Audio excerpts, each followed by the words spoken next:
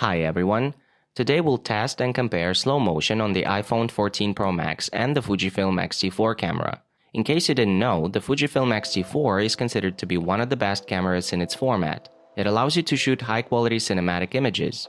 I got my hands on the latest iPhone. Don't you worry, I returned it to the owner, but I managed to conduct some tests.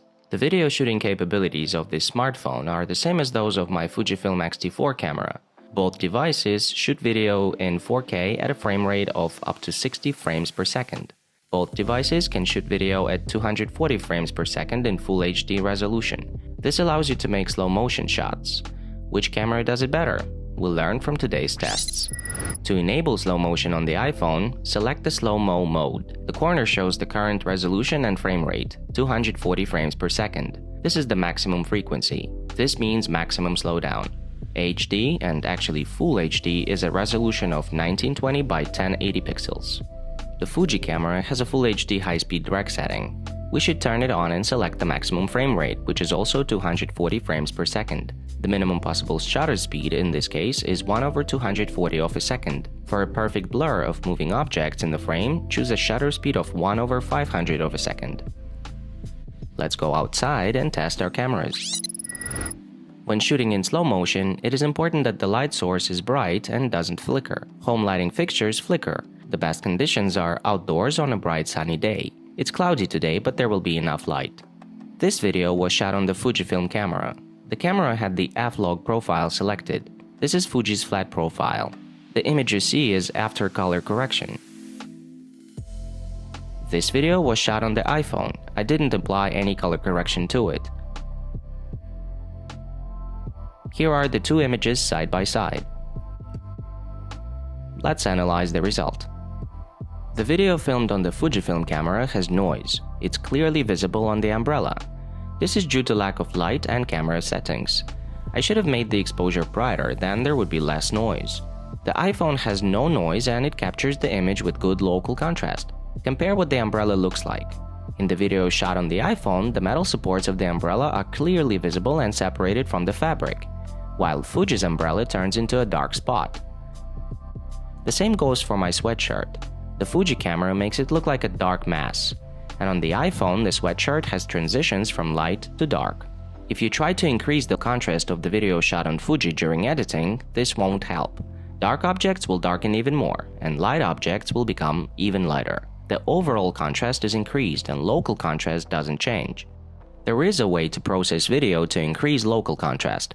Here's what the image looks like after correction. It's gotten better, but it's still far worse than the iPhone image. If you're interested in how to increase local contrast during editing, write it in the comments and I'll make a video about this.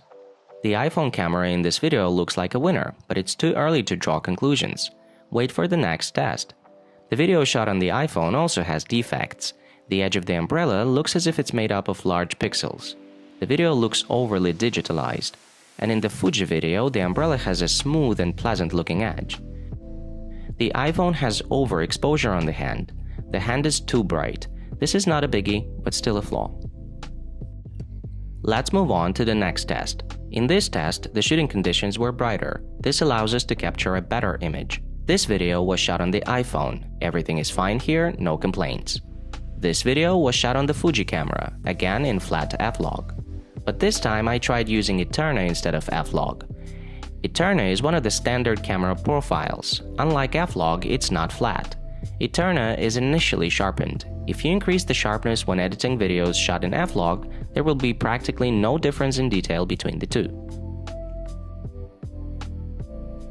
The next sequence has doves in it. I shot it in Eterna on the Fujifilm camera. There are no complaints about this video.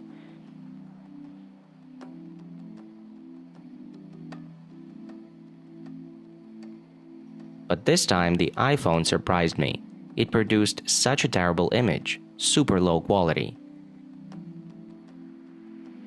And the reason for such poor quality is as follows. In slow motion, the iPhone has a choice of either 1x or 3x zoom. Each option determines which lens will be used for shooting. But you can simply change the zoom level with your fingers. That's what I did when I was filming the doves. This way, I set the zoom level to 1.5, and it's not a good idea because in this case, the iPhone shoots video at 1x and then digitally enlarges the image by 1.5. Accordingly, all pixels are increased by 1.5 times, and the resolution is no longer Full HD but much lower.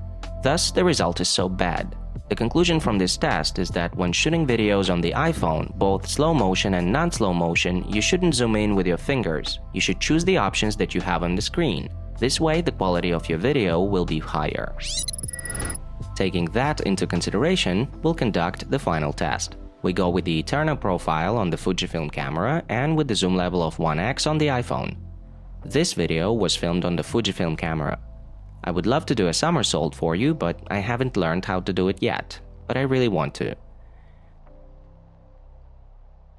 This video was filmed on the iPhone.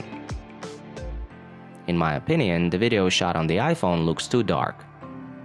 I edited it and raised the brightness of the shadows and the dark parts of the image, and I like the result more than the original video. When comparing iPhone and Fuji footage, there is no clear winner. Both cameras shoot high-quality slow motion. The iPhone still has a higher local contrast. In the iPhone video, I like how the details of the tree and the windows look.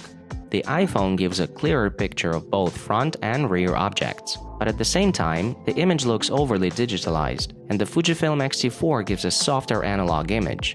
It's a matter of taste, I guess. Soon, I'll make a video in which I'll compare shooting a simple, non-slow motion video on an iPhone and on a Fujifilm camera. We'll compare image quality, contrast, and color reproduction. Regarding slow motion, my conclusion is that both cameras shoot good quality video, and there are no winners in this competition. That's all for today. If you have any questions, ask in the comment section below. Thank you for watching and see you in the next video. Bye!